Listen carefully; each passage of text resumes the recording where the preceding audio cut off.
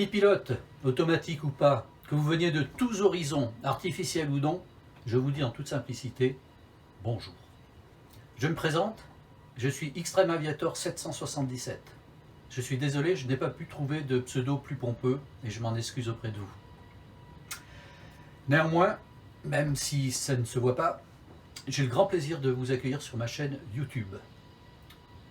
Je vous invite cordialement et en toute modestie à y découvrir mon immense expérience, incontestable et incontestée bien que confinée, dans le domaine des objets volants plus ou moins identifiés qui opèrent aujourd'hui dans le très célèbre Microsoft Flight Simulator 2020.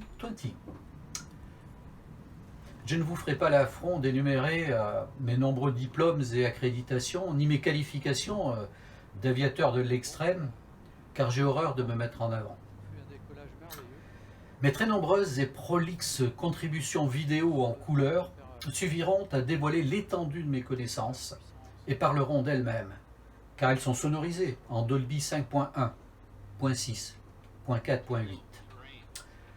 À travers des tutoriaux extrêmement élaborés, qui d'ailleurs ont été validés en 2020 par l'Office national des tutoriaux élaborés, vous serez en mesure de maîtriser parfaitement la conduite d'aéronefs anciens et modernes, à piston et non pistonnés.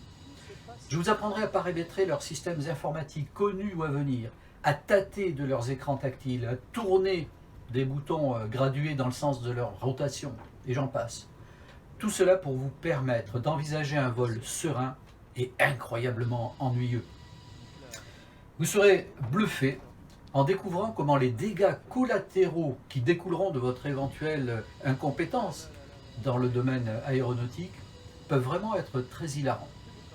Je vous conseille d'ailleurs de les expérimenter, ces erreurs, dans le vol réel, et même de permettre à vos enfants de réaliser la même chose à la maison, car cela est sans danger et sans effet secondaire. Vous l'aurez compris, ma chaîne YouTube s'adresse à une élite totalement à l'aise avec les concepts de barométrie altimétrique, de vitesse relative et indiquée, de décrochage scolaire, de QNH de guerre, d'assiette de vol, garnie ou non, de GPS qui vous dira quand tourner à gauche, de train d'atterrissage rentré à temps avant le couvre-feu et bien sûr de volets fermés par 0 degré à l'extérieur. Évidemment, il y aura des critiques sur mes démonstrations et mes conseils.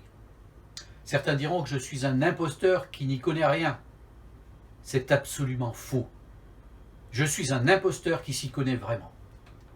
Heureusement, mes détracteurs constitueront une faible minorité.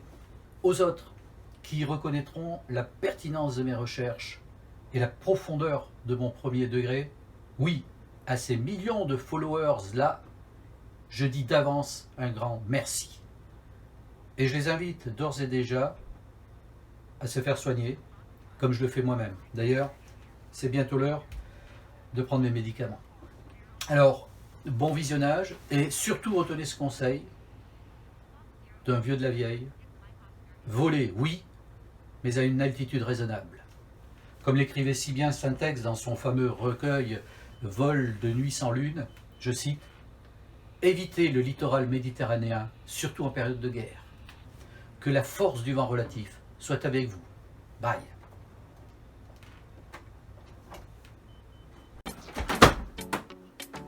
Pourquoi il n'a pas fait bip bip, ce con? Alors, j'y vais. Je couperai au montage.